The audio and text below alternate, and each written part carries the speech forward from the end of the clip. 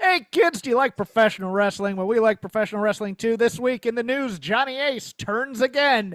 The lazy river of wrestling criticism, Double or Nothing, Battleground, weekly TV, you're soaking in it. And in Vader Club from 1983, my choice, Wahoo McDaniel versus Nick Bockwinkel. I'm Jeff Hawkins. He's Chris Novembrino. Let's do a little housekeeping here first. So next week, I am off. And God bless you all who want to watch the wrestling next week. You have a 4-hour AEW on Wednesday. You have Worlds Collide on YouTube. You have Money in the Bank on Saturday. You have plenty of stuff to watch. I'm not watching all of it. I'm going on vacation. So that also means, look, if big news happens, I get back next Sunday night late. I'll see if Nove wants to record, but if he's busy, I'll do an hour and I'll release it. I mean, I'm down to record on Sunday. That doesn't bother me. Yeah, we'll see. I know my solo shows have been ravely reviewed, beloved by the public in the past. Hold on. Do you want to do a solo show? Because I will be happy to let you do a solo show and release it for you. I mean, I'm fine with doing that, and I've accepted my status as heel of the Voices of Wrestling Network.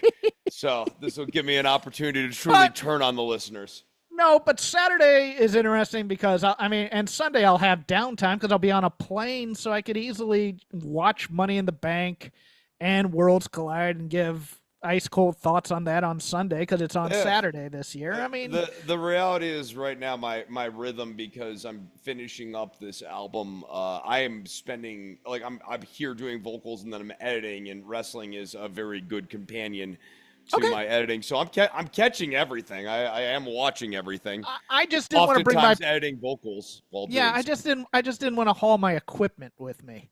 No, that's and do fine. podcasts on vacation. So, I'm taking the week off my other show, too, because it's a 4-hour AEW. For God's sake. But, no, I'm going to Wisconsin. Going to eat beer, meat, cheese, and water slides. That's what I'm doing. So, either Sunday I will record something when I get back, and it'll probably release on Monday morning, or we'll see what Chris does during the weekend. If he sends me something, I'll release it. And give a few notes on news or anything if there's anything big to do. But you'll get your audio. It's just going to be a little later in the week than you're used to. How about that? And it might be different than what you're used to. Might be different. But like, you know what? You're a grown-ass man. It's time for you to expand your horizons. Try the sushi. Try the California roll. Literally, I'm just asking you to try any new vegetable. I don't want to eat the asparagus. Try broccolini with some olive oil. You might like it. Okay. Attention must be paid. We are also kind of a music geekery show and has a wrestling connection. Rest in peace, Rick Derringer. I have recorded I Am a Real American. Have you? Okay. Yeah, well, that was the theme song for Don't Worry About the Government for forever. Well, okay. You can recall. You don't need to be incredulous with me. You're like, have you? I'm like, I know you've heard Don't Worry About the Government. You hate listened to it. I was a guest on it like 3 times, and your audience hated me, and that's fine too. You hate it. They should try the broccolini with olive oil of trying something different. Try something different. Wrestling album 1 and 2. He was a producer on that. Real American, and of course the Demolition theme, most famously, but.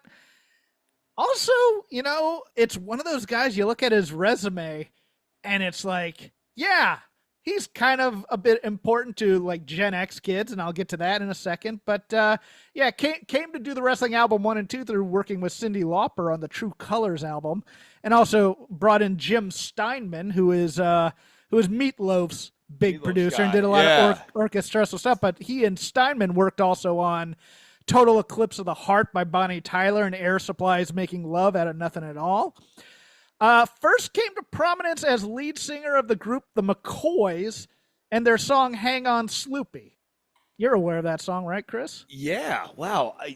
I knew he was around longer than I had realized, because he has a run in the 70s, too, where he's playing with Edgar Winter and everything. Yes, he is the rhythm guitar on Edgar Winter's Free Ride and Frankenstein. They're two big, and Edgar and Johnny Winter. He plays for Steely Dan a bit on my rival and my favorite Steely Dan tune, Showbiz Kids. He's the slide guitar on Showbiz Kids. Also, for Gen X kids, he's very important because he produced the first 6 Weird Al Yankovic albums. Okay. All right. And he was also a bit of a one. He's known as a one-hit wonder, though. His song "Rock and Roll Hoochie Coo" from the 1970s. Yep. If you're aware of that, yeah. So I mean, and he's a guy who played forever. He did the Ringo Starr All-Star tours and other things like that. I mean, he was one of those guys. Good session player, did a whole bunch of stuff. But I am a big fan of the Demolition theme song. I really am. It's one of my favorite entrance themes that WWF ever did. Isn't he the guy who wrote the Transformers theme? He might have. I've only done a shallow reading of Rick Derringer's resume because I'm like, for me it was always like Hang On Sloopy and Rock and Roll Hoochie Coo. I listen to all this. He wasn't. Okay. Nope, but yeah, if you're gonna go listen to him, Rock and Roll Hoochie Coo, big, Showbiz Kids and My Rival by Steely Dan, and of course, Weird Al, everything Weird Al. He played guitar on Eat It. He's the guy who played the guitar in all the parodies for Weird Al also. So okay. I mean, like that's no slouch work. I mean, no. He has to do a lot of imitation work of different players and that sort of thing, and that means you have to study how those other players play and at least osmose a fair amount of what they're doing in there, and it shows some diversity. Like Weird Al albums they get kind of short shrift because they're comedy albums, but the parodies that he does, not just the straight ahead parodies, the parodies of songs, which are always on point to me. But like the imitations of songs, like Dare to Be Stupid. The style, yes, the things that, Dare to Be Stupid, which is in the style of Devo. I'm trying to remember the one about nuclear war that he did that was in the style of, but he has the style. He has Christmas at Ground Zero. Christmas at Ground Zero, I believe it is. Is the stylistic songs that he decides to do. Also, they have to hit the style, and sometimes they're so subtle you don't even realize it. Like I was too young to know Devo all that well. So, but Rick Derringer, rest in peace. The wrestling albums they were never my thing, Chris, and because I was always a little bit too old for them by the time they came out, I think. And I wasn't raised on WWF, but I admit they have good musicianship. But the sound of music was also really changing pretty dramatically. So anything that was made in the late 80s, by 1993 or 1994, it sounded archaic. And if you did it with lower production, then it sounded dated even sooner. I mean, Vince on the Wrestling Album 1 is doing Land of a Thousand Dances in like 1986 or 7 and Stand Back and, 50s style review songs. It's so funny because the main criticism of some writers when they'd give like a bad pitch is Vince would go, "You're setting the business back 30 years.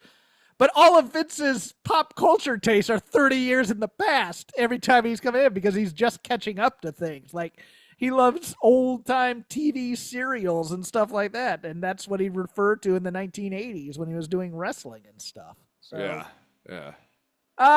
Into the news.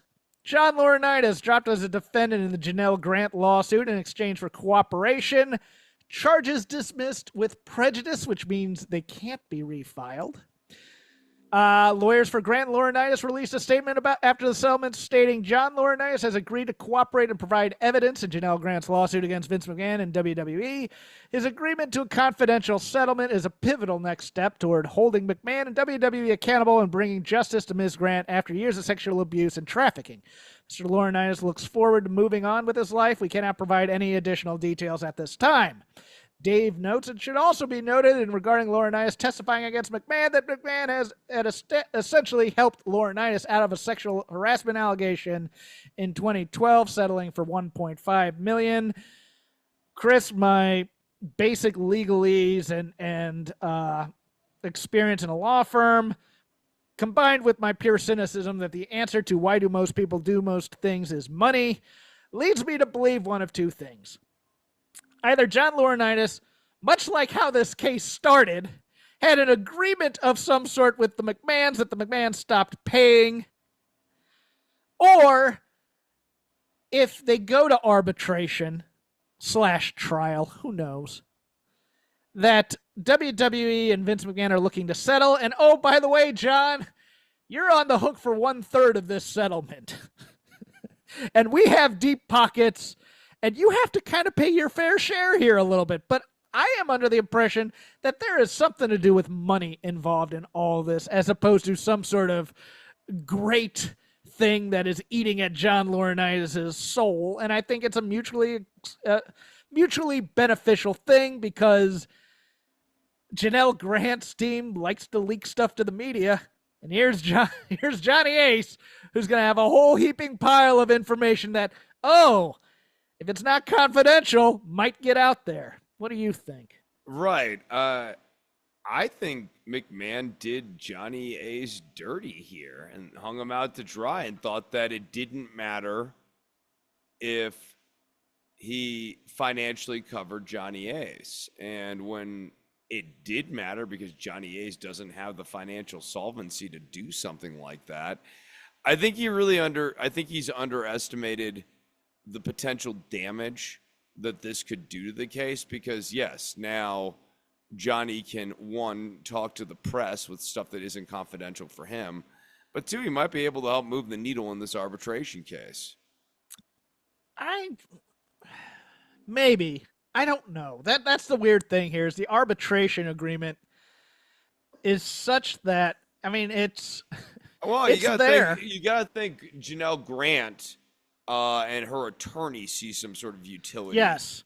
Yes, so but I don't know what that is based off of, but I assume that they see something. To me, it's the PR, and it's if it goes to arbitration, we can argue this thing in the press, and we can still trash Vince. To be honest with you, it's one of those things where it's like, yes, there is utility in Johnny Ace because he knows where the bodies are buried. Right.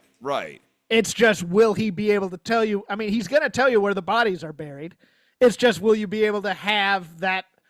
Be able to come out in court by then, because this judge has taken a hell of a long time to determine whether or not they're going to arbitration. It's very odd for a judge to wait this long to comment on it, even though it's a new judge and they're getting up to speed, et cetera, et cetera. They've already had hearings about this. But, I mean, yeah, Johnny, there's to me, there's eerie similarities in the CM Punk Colt Cabana relationship to the Vince McMahon Johnny Ace relationship in some ways. It feels like that there's kind of because I thought Johnny Ace was indemnified with Vince's team, but maybe I was wrong on that. I thought they had a united front and they had signed an agreement on that, but like every other agreement in this case, made to be broken, I guess. Yeah, I guess a thing that's in dispute. Yes. Yeah, I don't think it's so weird, because it's also like there's no way in hell Johnny Ace comes out of this looking like some sort of hero or some sort of good actor in it. I mean, they tried that when the initial charges were that, oh, Johnny Ace was a victim of Vince McMahon too, and then it's like, well, now we're joining Vince in WWE, and now it's like, well, never mind, now we're joining Janelle Grant and her team. I just think it's, hey, WWE and Vince have deep pockets, and you know who doesn't? Johnny Ace. Yeah, no, it's just a shame for a guy with such a sterling reputation to have this chapter of his life turn him into a bit of a weasel. Oh, just now we're finding out that. Yeah, yeah, right. This is a bit shocking for me in terms of what I estimated his character to be at. Weasels are going, hold on, why are you bringing us into this? Aero Lucha officially out of business, releasing a statement this week saying that the WWE AAA deal has made it not viable. Duh. Arrow Lucha to me was never going to get out. This is one of those pre-pandemic things. Hey, at least they have someone to blame. Yes, it had Rey Mysterio attached to it, but just yeah, whatever. Maybe I'm happy they have someone to blame. Maybe in the wake of Lucha Underground going under, you thought there might be some hope, but no. According to sources, the plans for the length of SmackDown have changed. Great. WWE and USA agreed back in January that SmackDown would go back to 2 hours after May 30th. The show will now remain 3 hours for the foreseeable future, as USA Network has been happy with the show numbers-wise with the third hour.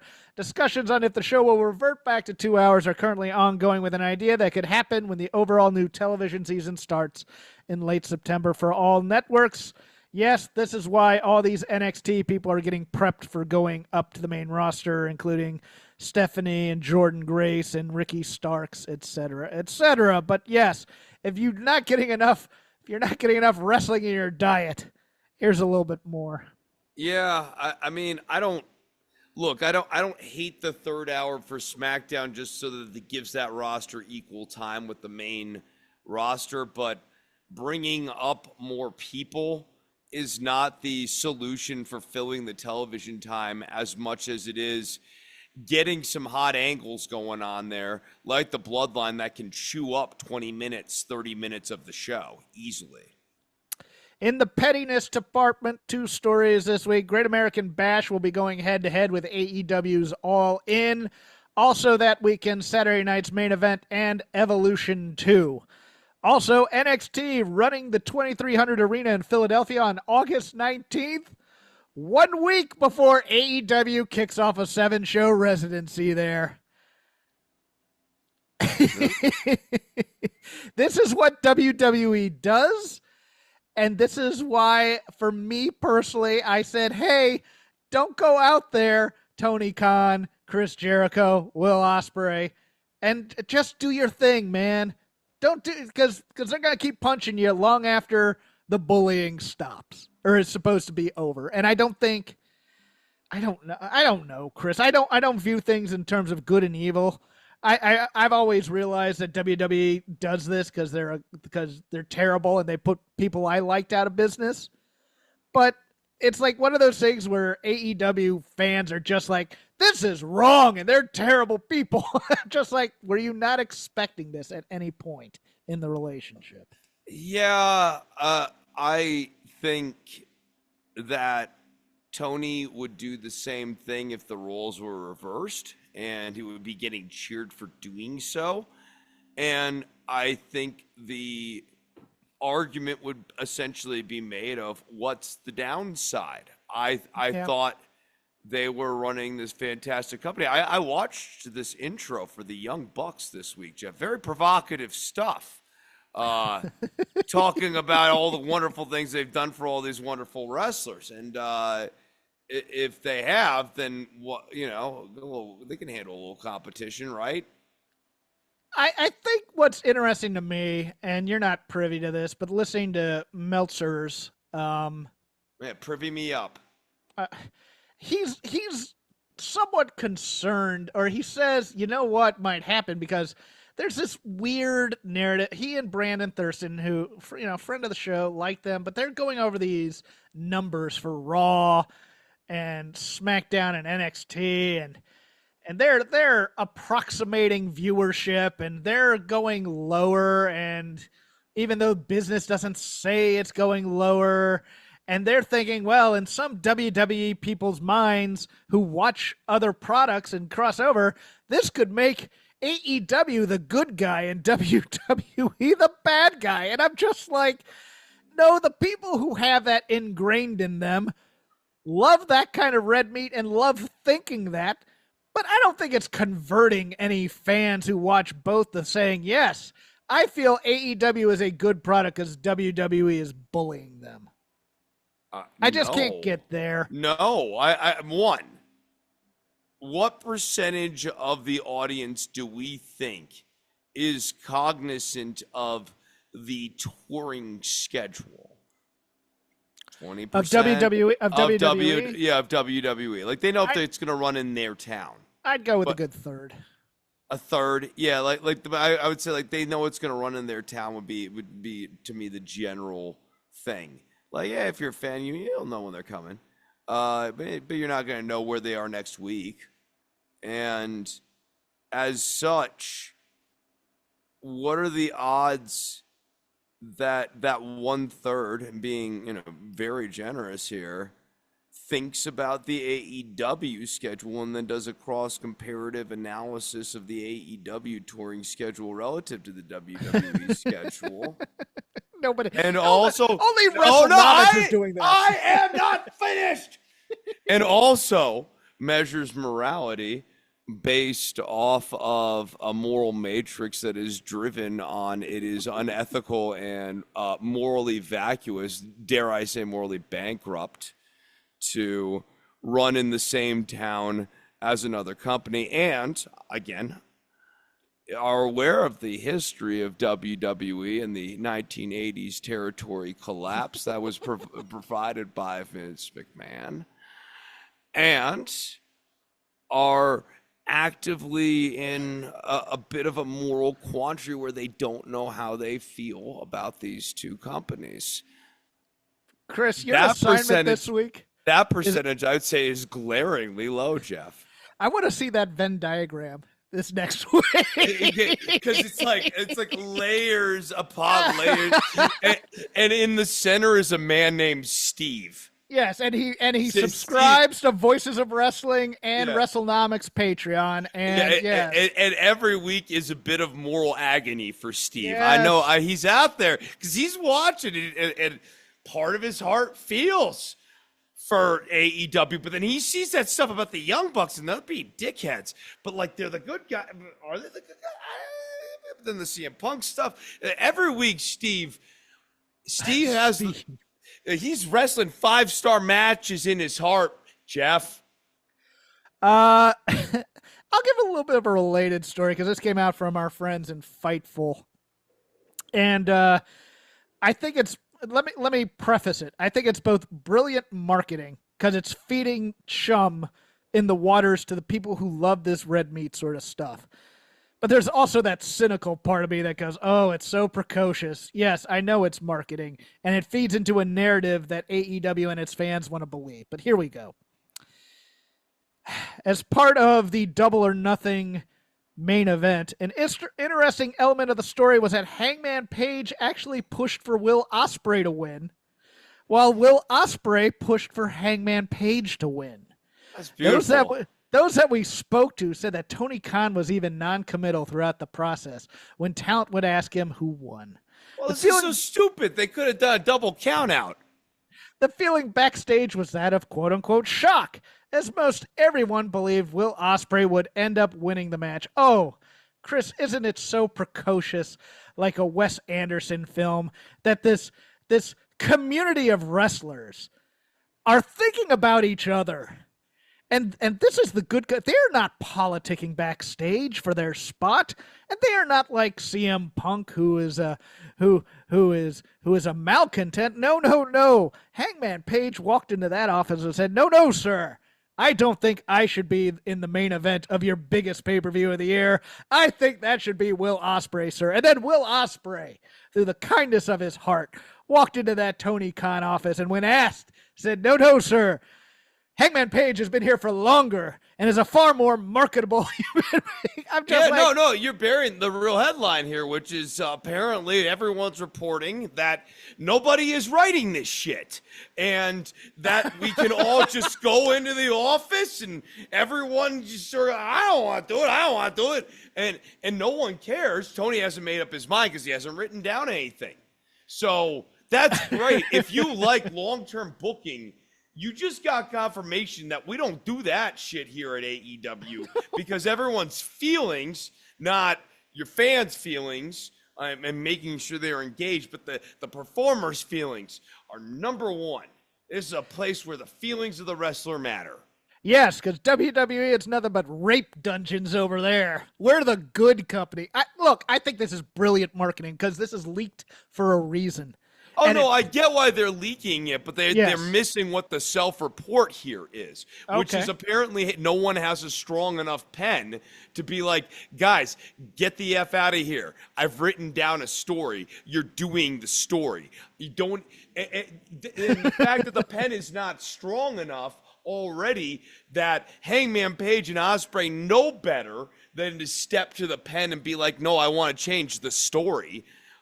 Is another sign of weakness. There's multiple beats of weakness revealed in this story, which they're putting out there to make it seem like, again, everybody's feelings are good. Everyone gets heard. This is great. No, there's a story. There's an author. Write a story. You can't have a long-term book if no one's holding a pen. Takeshita and Yuka Sakazaki revealed on social media that they have gotten married. That is Congrats. an interesting couple. Yeah, I'm for that. That's a giant and a mini person right there. Big fan of Yuka Sakazaki. Make her part of the Callis family as a killer, please. Do it. They're news. probably a very cute couple when they're They together. are adorable. My Yes. God, it's Yes. got diabetes looking at their social media. Yes, they're probably adorable. Like, yes, They you would are. love to hang out with them. Former WWE Chairman Vince McMahon's plans to launch a sports entertainment media investment firm have been moving forward with a filing revealing the name of the new venture. First reported by WrestleNomics today, the company will be called 14th and I, with the focus on opportunities within the three spaces mentioned above. Whoopty crap. What a name, man! People are really killing. I'm guessing that's the address of the office is 14th and how creative that is, Vince. It's really, that name is really telling us what the company is all about and forward-looking statements. Yeah, it's evocative, Jeff. That's why you're the best analyst in the industry, Nove. Injuries, returns, and departures. Bronson Reed returning on Saturday night's main event as part of this Seth Rollins Braun Breaker faction. Ooh, he's a great ad. He was a nice wild card into the mix. We'll talk about that in a little bit. Injuries. It's the women. It's all women, it seems. Chelsea Green injured on that same Saturday night's main event, kicked in the face by Zelina Vega. Harley Cameron and Anna Jay both hurt in the hardcore match on Wednesday. Actually, Harley Cameron's injury came at the buy-in for Double or Nothing in a match that I thought over-delivered between the two teams. And Abaddon saying today that she will not be returning to AEW. Any of those you'd like to hit on before we go into the Lazy River? No, the Harley Cameron and Anna Jay, I don't have anything profound to say other than that match was a bit excessive for where it was on the card and the stakes and everything around it.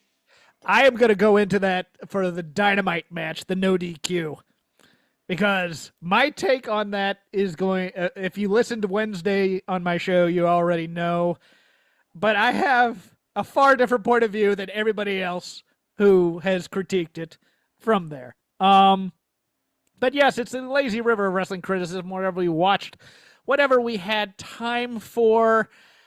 There's a plethora of places to go, including ice cold takes if you so choose on Double or Nothing and Saturday night's main event. I will go a little bit probably into them, but I did a post show on Double or Nothing already. If you had a chance to watch it, now would probably be the time, Chris, but I'm going to allow you to start wherever you'd like to start. Yeah, I'm trying. It's been a few days since I've watched Double or Nothing. I'm trying to think if anything I will fill time while you think if you'd like. I liked the show. I mean, it was a good show. I thought it was. I'm with everybody else that it was too long, and you should have probably cut 3 matches out of there that weren't important, but were decent matches. Find me an AEW show where that is not a true statement about the product. Anarchy in the Arena, finally, it got going. Shout out to the Gen Y people who loved Bodies by Drowning Pool. Yeah, I thought fighting over the jukebox was a move. But yes, it took a long time to get going, and I did not care for the multi-screenage usage. They were Uh, missing a lot of things on the multi-screenage is my problem with it. yeah, I have preferred these when there's just everybody in frame and we kind of go to different people and different set pieces and stuff. I mean, I don't think you need to see everything. I also don't, to your point too, man. I think when everyone's trying to do something crazy all at once in like 4-panel window, I can't watch any of them. I'm seeing 4 things and I'm seeing nothing. Yeah, it's a better experience to me live. Yes, I went to I last agree. year's But live then and it again, was I'm still picking what I'm looking at. Like yes. instead of having 4 visuals in front of me, I look at the one thing. Then I turn over here and I look at this thing. Oh, there's some shit happening in the ring. That's crazy. Oh, what's going on over here on the entryway? But I'm not, looking at the entryway. Meanwhile, in the corner of my eye, there's 3 other images that are distracting me. And even on a big TV, it's like, which, behind me, you can see my TV's not small. It's like, do I stand up and just kind of look at the screen I want to look at? I want to sit on my couch. I'm trying to do this shit. We need something like Direct TV where they have the multi-screen things and you'd switch either between one or like the multi-screen thing and then let me just follow Samoa Joe around and whatever the hell he's doing. That would actually be awesome. I mean, obviously the functionality for that doesn't exist, but like that would be excellent for these matches when that technology does finally exist. Yeah. Until then, it would slap with that technology. It will open up so many interesting wrestling matches. But until then, you got to have like maybe 2 things, right? You have some stuff happening in the ring and you have some stuff happening backstage. And like everyone's kind of wadded into one of those 2 balls. My match of the night was Mercedes and Jamie Hayter. Mercedes is so good. And they should have built the company around her when she signed. And they're building it to the Tony thing, which is correct. But I think they're doing it to put Tony over Mercedes, which I think is incorrect because Timeless is an AEW character. Mercedes is still Sasha Banks to a lot of people. But that is exactly why Tony's going to do it. Yes. I liked the main event too. My critique of the main event between Hangman and Will Ospreay is that it didn't get going for me until halfway through when Will Ospreay started punching and kicking and Taz said, it's a mistake to get into a fight with Hangman. No, that's what I wanted this entire time because this entire feud in that go home promo was built on, I need to see if I'm tough enough to beat Jon Moxley. And instead it was just kind of, we're doing moves and whatnot. When it broke down and started becoming fight night and them trying to destroy each other with styles clashes off the apron and stuff like that, then it got really good for me. And I don't have a lot bad to say other than the length of this show to get everybody on. Like, it didn't need a cool down segment between the Callis family and the Paragon. It really didn't. I mean, that match was fine. No, I mean, Adam Cole and Kyle O'Reilly and Roderick Strong are just so on this roster. They exist. They just exist on this roster. And, I mean, one thing that's very clear to me, you said 3 matches could be cut from this show and run on TV. Maybe 4. I was going to say, it's probably closer to 4 to 5 to me. Like, Mercedes, what are the keepers? You keep Mercedes. Anarchy, main event. Anarchy, Timeless, and the main Maybe event. Timeless. I mean, Timeless and Mina was good, but yeah. Yeah, but you know what I'm saying? Like, that's a much tighter show, and the rest of this stuff, like the Hurt Syndicate versus the Sons of Texas, do not tell me that's a pay-per-view match. Briscoe and Ricochet was good, but it doesn't have to be on here. That's not a pay-per-view No, match. I get that. That's I liked the FTR match, but it needed somebody to turn heel, and also because Daddy Magic cut that promo that said, I'm bringing a crowbar. Chekhov's crowbar was nowhere to be seen, but either Nigel, Daniel Garcia, or Daddy Magic needed to turn heel at the end of that match, and they didn't. So I assume that's going to be an angle for Collision. But yeah, I agree. The Hurt Syndicate match didn't need to be on there. The Okada Speedball Mike Bailey match didn't need to be on there. No, Mike Bailey does not.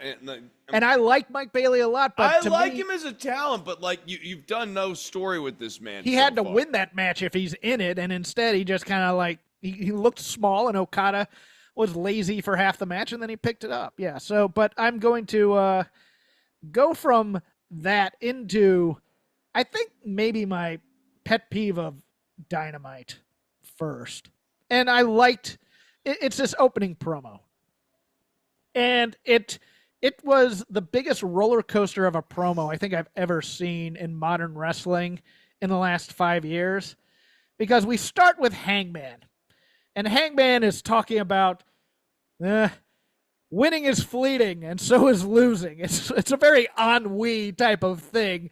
I have to give up this Owen Hart because someone else is going to win it next year, but wrestling's about dignity and blah, blah, blah. And I'm just like, no, this is, but then he flips the switch and goes, and I promise I'm going to win it all in. I'm like, you should have started with that. Don't bury the lead on your promo. Follow the energy of that instead of this, I'm not happy with winning and I'm not happy with losing stuff. I didn't like that. But then, he gets into it, and then Swerve comes out, and this part is awesome to me because he's bringing out the Young Bucks video who says, hey, we helped Hangman for a reason. We back your play, and we screwed Swerve. So Swerve still a little bit sore at that. That's fine. And I like that he's staring a hole into Hangman the entire time. That was pretty great. I mean, Swerve staring a hole into Hangman, angry still. Hangman still kind of miffed at Swerve. But then Will Ospreay comes out. And this is where I went, no. Hangman comes out, or Ospreay comes out and goes, both of you have beat me. And raised my hand, and we only have one shot to save this company. And I went, no, corporate fealty is wrong. And also, if we only have one shot at this, then why did we lock the Death Riders in an ambulance last night? Save this company from what? Yes, exactly. There is this nebulously defined existential threat that has been the plot point of so many of these promos. And what is it? What are the Young Bucks building a Death Star? And you have one shot at it, we only are going to be able to fly the X-wing in and shoot the torpedo one time. What is the threat that the Death Riders? Why does Jon Moxley put the belt in a briefcase? Why does it matter? Why at this point it should matter? Commentary should be able to tell us why it matters as a recap. We should have already heard from the Death Riders, of course, but we should know certain things in order to do an existential threat angle. It's almost like John Cena and I'm trying to ruin wrestling for you. Yes. Yeah, these guys are making me nostalgic for the days of the Authority, because at least you believed that Triple H and Stephanie were in control of the company and in control of the week-to-week machinations of everything that was going on TV. Yeah, the Young Bucks come out and intermittently say they're in control. They control nothing. They don't their tyranny is lazy at best.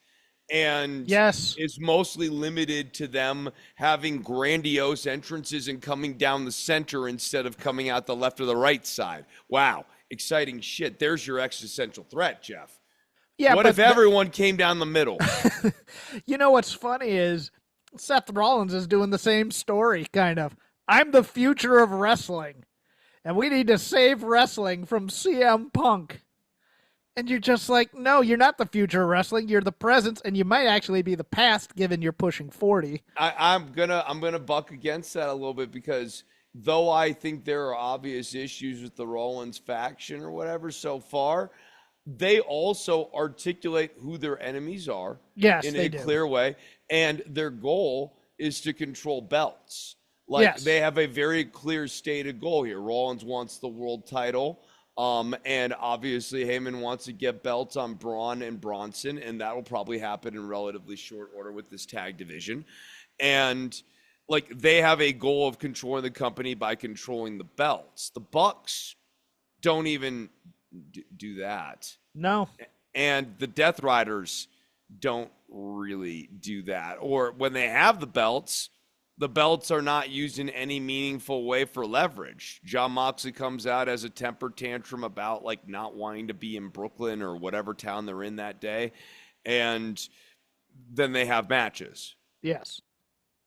The EVPs are not evil EVPs. They're just right. They're EVPs. Not evil. Yeah. And they're not even EVPs. Like they just, it's almost like they have that title like Sasha Banks has the CEO title. That'd be funny if she comes out, hey, I was told I was a CEO, so that makes me higher than you, doesn't right. it? Go where would you would like, sir? Yeah, we can hang out in the Dynamite realm here. Okay. Gabe Kidd's outfits. I know that they're supposed to be wrestling-based get-ups, but you look stupid from the AEW loyal should be a clear indicator that you need to change your outfits, buddy. Like this look that you're doing does not work. It does look stupid. But to get that from the AEW loyals, it's time to change up the look, Gabe Kidd. I will stay in the AEW Dynamite realm as well because, Chris, I had 30 minutes of the most fun I had watching professional wrestling in a long time. Yes, the AEW Hot Girl Hardcore division is back. And look, I get that these women should not be doing a hardcore match in any fashion, and I was concerned for their safety. Oh, it's gratuitous, especially if it's not going to be the close of the show. But they were also fighting for their life, both literally and figuratively out there. All the more reason why it should have been the close of the show. And I enjoyed every moment of this match. I did. I love Megan Bayne. Penelope Ford crawling almost like, I don't want to go on this top rope and do this doomsday device. And Megan just going, no, you go up there, and setting her on top there.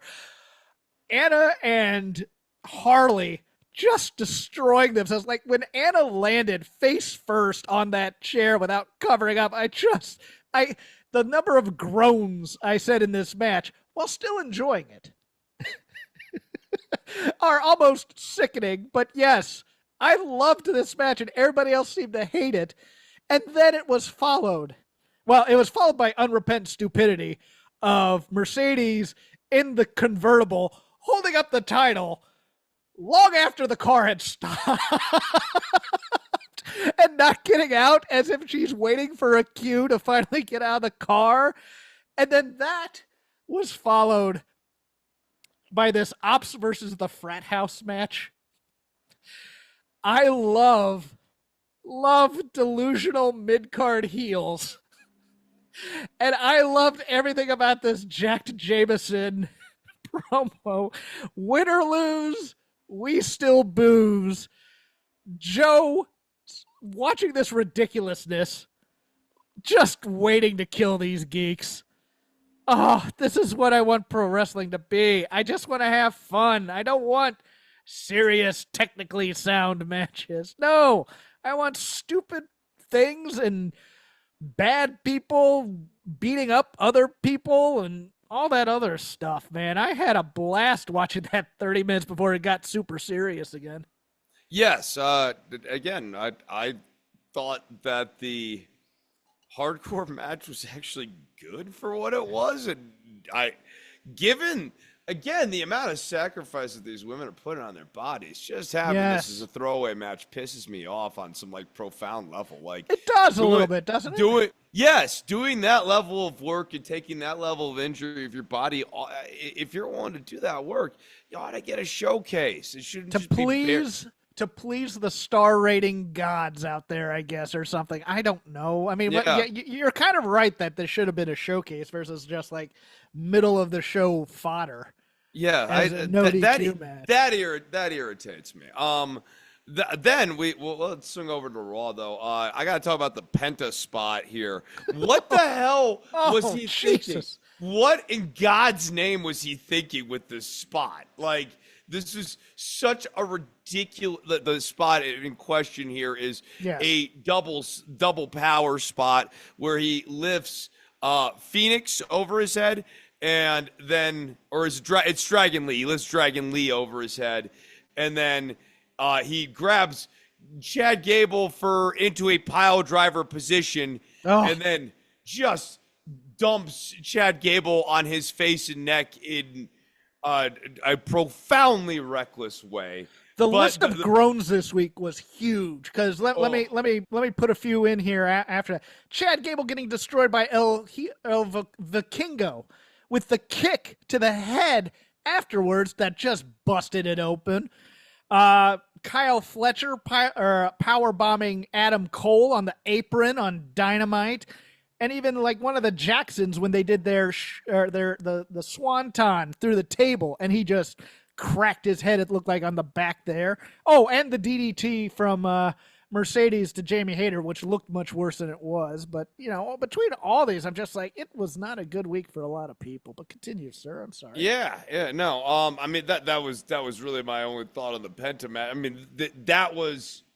He's been having a very nice run. He was just clearly feeling himself too much in that moment. Yes, he loves sports entertainment, and it shows. But man, between him and Vikingo on Gable, I'm like, Gable has a right to hate luchadors. That gimmick needs to be close to a shoot now. Yeah, because I mean, he was just a mess. Oh, and the Zelina Vega Chelsea Green spot on Saturday night's main event that just blew up Chelsea's nose. I mean, you're just like, my God, people. Don't kick people in the face if you don't know how to work it. That's all I'm asking here. But yeah. You know, next topic, Lyra and Becky. This stinks. Oh. God, these two are just stinking up the joint. And Lyra's not doing a bad job on her promo. It's just the content of it. And Becky's the albatross here. Is Becky a good promo? Are we at the point where it's like she is like the equivalent of a power hitter in baseball, where she can knock it out of the park like 260 or 26% of the time, and then these other times she on the regular basis she kind of goes out there and lays eggs. Anything after the man has come back, yeah, it's been hammy. Is Rob Deere. It's either strikeout, and I wouldn't even say home run because I can't name you a home run Becky promo per se. But yeah, she not lately. Looking defiant when her nose was busted open by Nia Jax. I mean, that made the man character, and she had the vibe. The Stone Cold comes to the ring. I'm tough, but Becky, look, I've said this before. Becky has a penchant for the Al Pacino school of acting. She goes big, and it's out of control sometimes. And I think people want to cheer her too. I don't think people want to boo Becky Lynch, and I just think I don't think anyone's really biting on her as a heel. I'm kind of with you on that. Part of the reason why this is cold is yes, they want her to be a babyface. And Lyra has to get word salady too in her promos, and that's just bad for her. I mean, she has the emotion. I think she's improved. She's possibly the most improved promo in WWE, but it's still. They need to stop overwriting some of these promos on the main roster and just let some of these guys speak. Give them just some bullet points, but like let them go out there and connect the dots and just trust that like they don't need to regurgitate lines. My one Raw main roster note, and I kind of took it from Brian Alvarez, who is the king of wrestling audio to me. Finn Balor is so fantastic in these Judgment Day segments. Being a guy with varying motives and how like he hates Dominic Mysterio. He's kind of liking the trouble that he's in when Roxanne comes in, but he still kind of likes. He's kind of jealous of Liv. There's a lot. He still wants to be leader of this crew. He and JD are boys. Carlito's a knucklehead, always. I mean, the levels that we used to have with Damian Priest and Liv are kind of back with the addition of this Roxanne Chicken Nugget storyline with Dominic. Yeah, and Finn doing, I agree. Yauman's worked in this understated performance of like, okay, he likes having Roxanne around because it gives him a leverage point on Dom and Liv. Because Roxanne can create friction between Dom and Liv, and Finn can kind of stand back and let it happen, or he can temper it and be the peacemaker when that's strategically advantageous to him. Yeah, no, it's a fine storyline. Finn is a good entertainer. In that three-way was great too. Between I agree. I agree on that. Yeah. Yeah, but you knew. God, I hate this. We need to have one of these stupid authority figures come out and go, "Hey, you can be DQ'd in a three-way." I agree, and it can right? turn into a one-on-one because it's becoming too much now, man. I think every three-way it's too became obvious. Yes, it's too well. I mean, honestly, why wouldn't you do that? Why wouldn't you use a chair? Why wouldn't you bring in outside interference? Why wouldn't you? Why wouldn't you? Why wouldn't you? Right. I agree. I like the triple threat rules do need to be amended to be like a default. Yeah, you can get disqualified and eliminated from the match. Match will continue until there's a winner, but you can be declared the loser. Let's move to NXT. All right. Trick Williams is your new champion, Jeff. Of TNA. Of TNA. And the thing that is strange to me about this is not committing to giving him a faction at this point. Yes, I thought for certain Dark State backing Trick. Here we go. Champion, I'm going to keep this title and have a long... He might lose this in his first match to Mike Santana, who had a good night. Mike Santana had a great night for Mike Santana's prospects. Tavion Heights. And he was good too. I mean, I'm not giving him short shrift of He was outstanding. Tavion was great. I mean, I was really impressed with Tavion Heights in the Mike Santana match. I mean, it wasn't like, they weren't going like, to try to do 5-star moves. They were just, the work that they were doing was all just being done at an unbelievably high level. I thought so too. I thought, man, and I know we're doing this whole Regal's kid is splitting up the no quarter catch crew stuff, but I don't know, man. I think it's too early to break off Miles.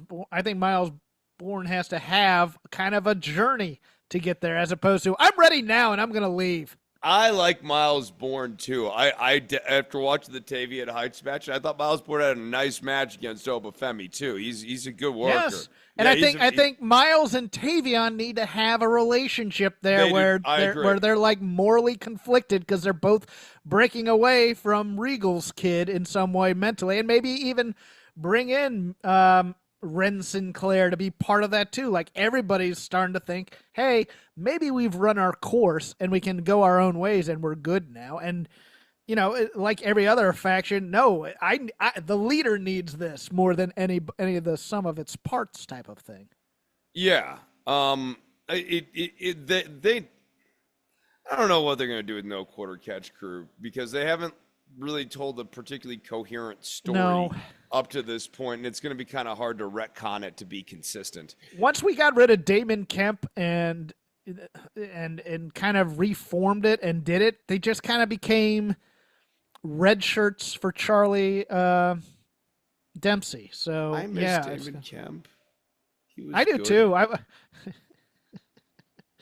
He's wrestling indies now. I forget his name on the indies, but bring back Damon Kemp. I'm the biggest apologist for that guy. I think my favorite spot of the weekend in NXT though Jordan Grace getting out of the what people call the face humper, rolling around, getting on the desk, and just staring a hole into Booker T. Yes, more ownage of Booker T, please. I have come up, Chris, with a limited Booker T bad impression for Shake Them Ropes Theater. Should we need it? Here we go. Excellent.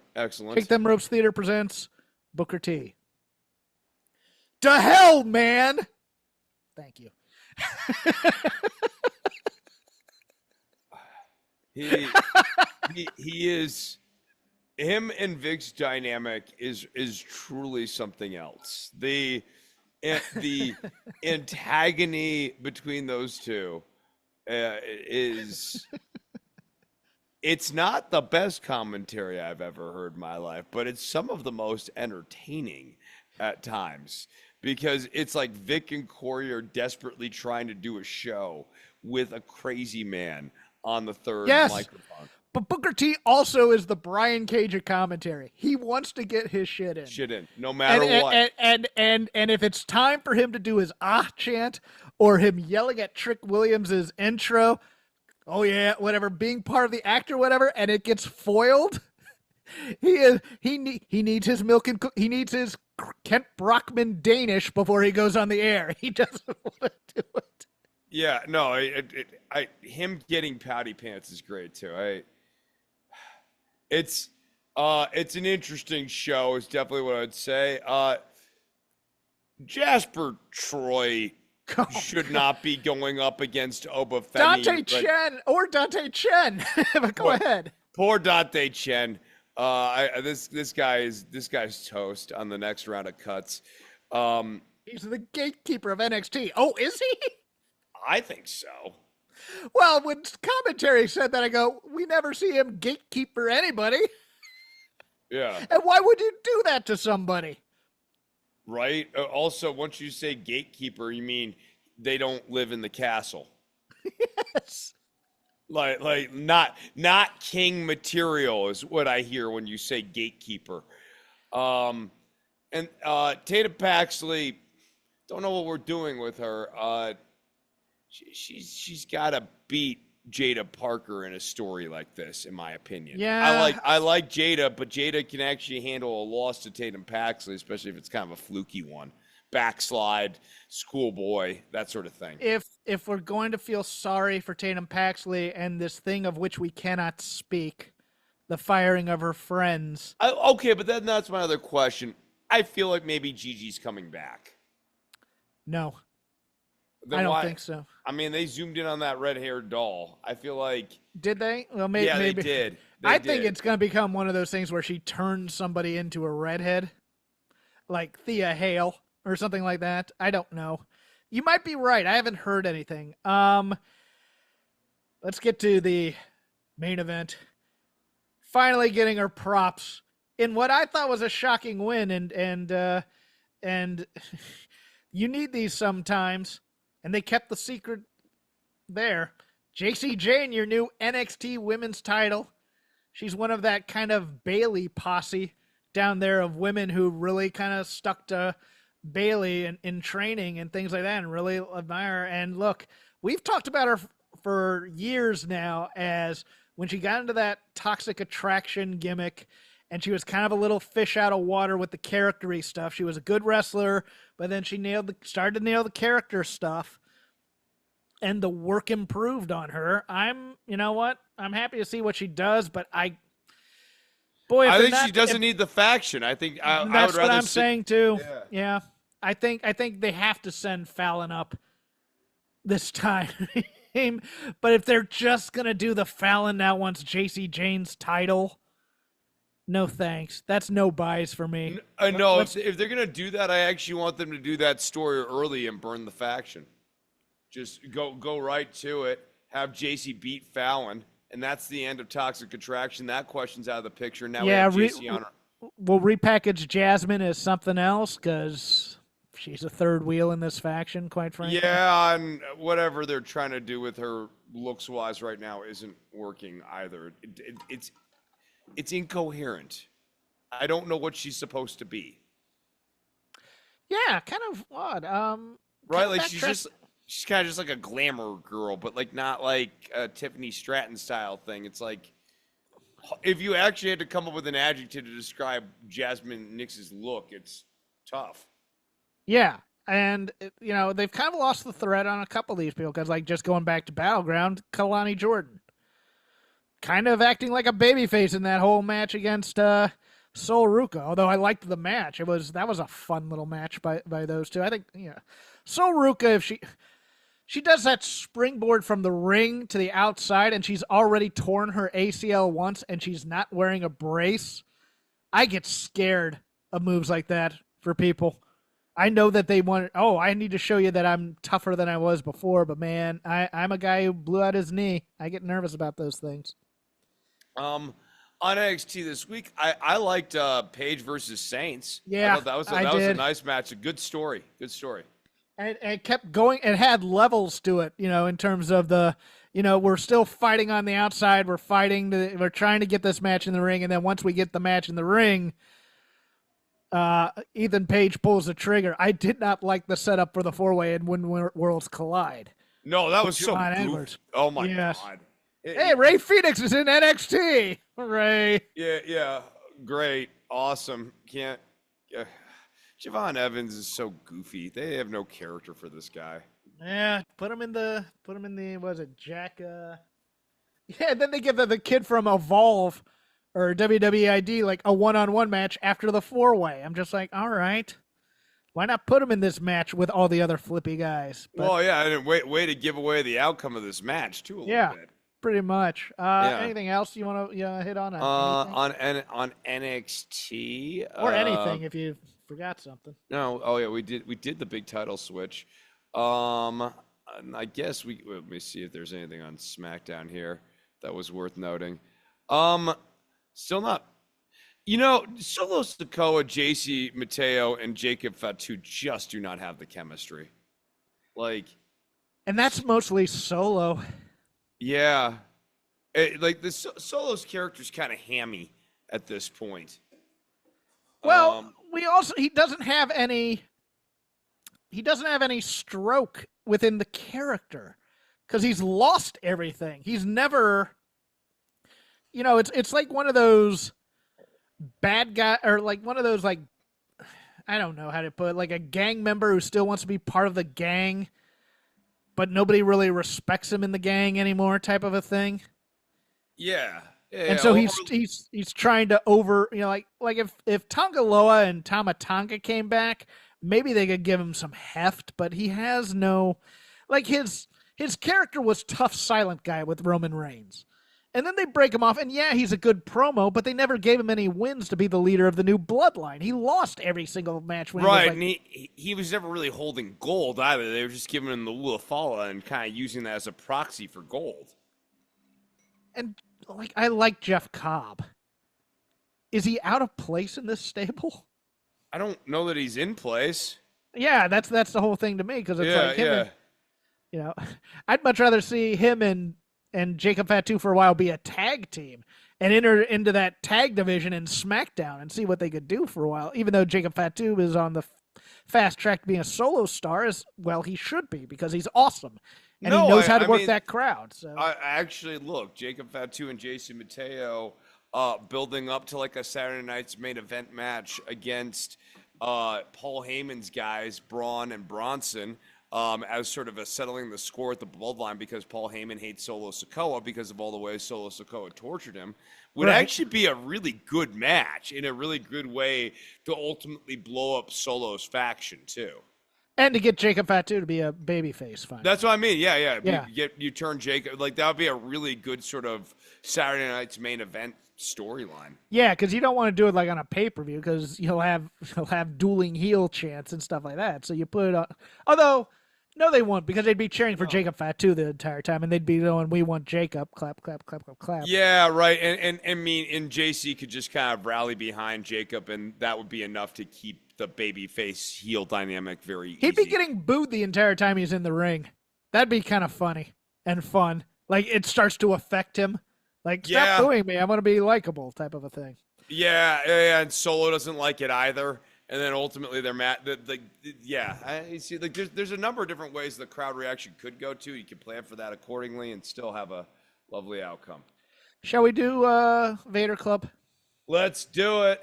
1983, Wahoo McDaniel versus Nick Bockwinkel. I'm going a little bit into Nove's neighborhood here. This match originally from a fan cam, which is, oh, you're sneaking giant camcorders in the 80s into arenas? I know, How? right? How? How?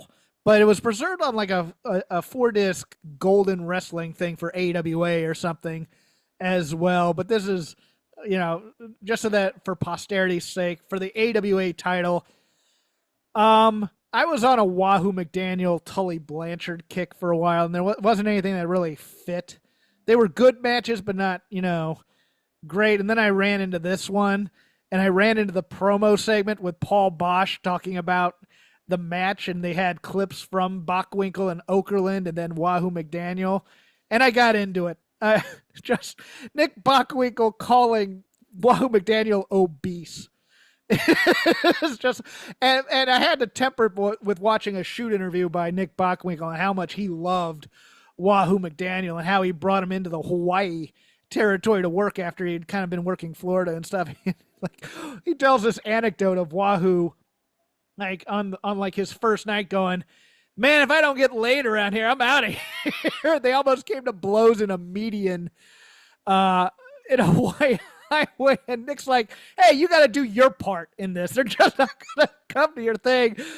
But he alluded to Wahoo's ability to drink. He's like, "Look, his name's Edward McDaniel, so he has that Irish in him, and he has that Native American in him. Do you think the man can't drink?" And yeah, Wahoo McDaniel was famous in my area growing up when they do shows at the Hampton Coliseum. Coliseum Mall across the road had a Bennigan's. Wahoo McDaniel would just go in there, order Jack Daniels, and say, "Leave the bottle." It would be on all the Schiavone talked about this all the time. But this match was also great because there's not a lot of like Bockwinkel's comic selling at this time. This was Wahoo smacking the crap out of Nick Bockwinkel. Bockwinkel taking a chair and just blowing up Wahoo's head. And look, I love Wahoo McDaniel. It's taken me a while to, like, I always thought he was tough, but I didn't really respect. I just thought, oh man, he's just an old guy. Because in Crockett, when I was growing up, when I was watching him, he was kind of that elder statesman type thing, but he had this heft kind of stuff. And then you start watching him, and my modern corollary is always Samoa Joe. Like, you're going to get physical, you're going to get hard chops, and you're going to get grizzled out of Wahoo McDaniel. And just watching him with the giant headdress and taking off, and now it's time to go to school.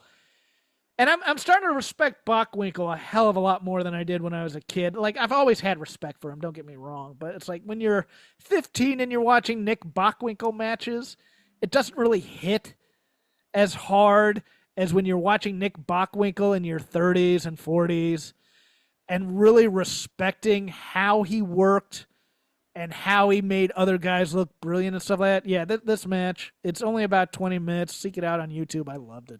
Yeah, I love Wahoo's chops. This is something that was kind of, new. Wahoo's never been a guy for me. Allow me to give stereotype warning to younger listeners who maybe say, yes, there's a lot of the Native American tomahawk chop stuff to the head, and a little bit of racial insensitivity while not trying to be insensitive from 1980s commentators about certain allusions to his Native Americanness. But yes, I mean, go ahead. The physicality of the match is great. It, as you mentioned with Bockwinkel, I just think like Bockwinkel's selling is awesome because he has so many different varieties of sell. It's not Ric Flair, where Ric Flair has like 5 cells and they're great and all. Like Bockwinkel, like he's spaghetti legs. He will like pratfall, like just straight. He sells a whole bunch of different ways, and he really kind of uses each one of those exaggerated cells to kind of tell a story of the But moment. he has a serious one where he gets knocked out of the ring too, where it's like, I'm showing you his power right now. Yeah, like Flair has this too, but Flair will start out with, oh God, just getting hit all the time, and then start doing the pratfalls for kind of comedic relief after he's got his ass beat enough. Flair shadow boxing and stuff, like, Flair. That's older Flair, though, to be honest. But go ahead. Yeah, Flair and Bockwinkel have really started to kind of had like an inverse spectrum. Where when I was younger, I used to really a little bit, yeah. Yeah, I used to really love. I liked Ric Flair matches even when I was a kid, and I always kind of appreciate him as this is kind of the great version of the old style or whatever. And now, it's not that I don't like Flair matches; it's that I see the flaws in Flair matches. Yes.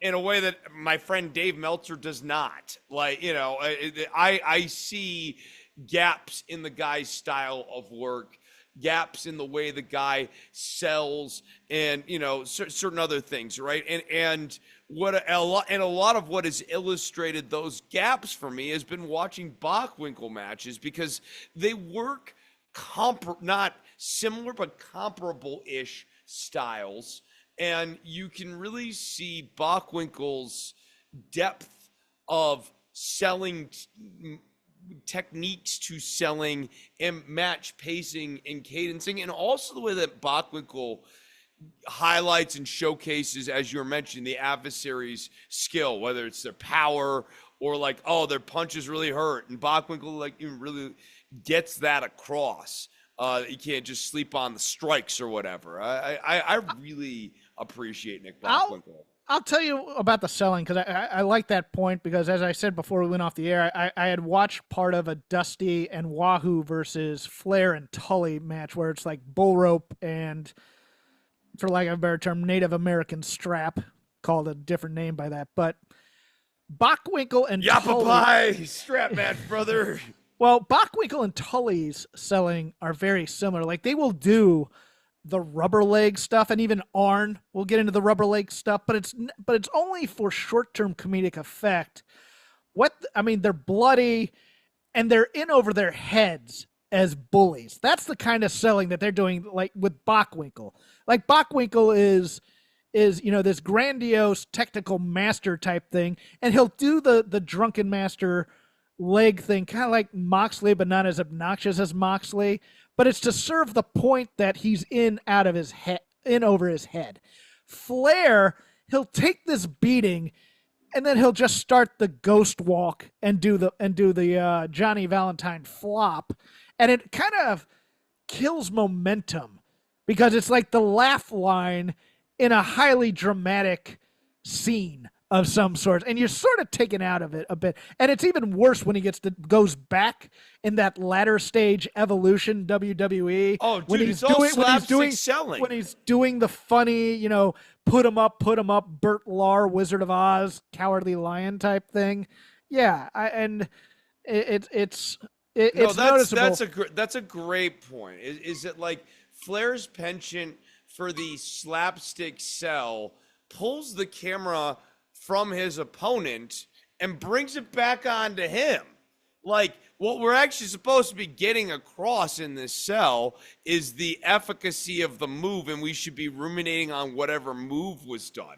And instead, now we see Ric Flair swimming in midair, right, and then falling and flailing down. You forget, is he doing that because he just took a bad suplex off the top rope, or because of a clothesline or a back body drop? How did we get there? Doesn't matter. Ric Flair's doing his goofy sell. I like that. But that's not best service for the match or the spot in question. Yeah, at the time, people loved it, and now as you watch it over and over again, it's Dusty had his comedic they loved spots. It for the wrong reasons. Yes, is my point. You know what I mean? It is a gag that turns into a cliche. Yes. You deploy a gag strategically. Yeah, the pie of the face. When you do a pie of the face every time, now you've turned it into this cliche, and the reason d'etre for the pie in the face no longer exists. It's just a thing we do. let's end it there. No Vader Club next week because we're just not going to have time. You don't know that, yeah. I forgot. I forgot. Chris might want to do some audio on his own, and I'm fine with that. I might even live watch it and kind of break it down, give you a little live commentary in the back end of the show. Well, we'll see what happens. There might be some pasted and cut audio, but if you didn't get enough me, and God knows you usually do. I did the Double or Nothing post show on Fight Game, and I also did the Dynamite show this week. I won't be on that show this next week, but you can follow me at CrapGame13 on X. I'm not going to be posting there this week, but you can still follow me. You can follow the show at Shake Them Ropes, all one word. We are part of the Voices of Wrestling Podcasting Network. Chris has some plugs as well. Let's get to it now. So I'm working on an album. If you want to hear an exclusive cut from the album, I'm not going to be putting out anything else until I actually drop the single here, which will hopefully be out sometime late June, I think is the timetable here. Album sometime in July. You can go and get a sneak peek of that album. Song, The Sign, is up on my Instagram. My Instagram is DOCTOR_NOV. Go and listen to it and then give it to a friend and say if they don't listen to it, that you're not going to be friends with them anymore because you don't want to be friends with assholes.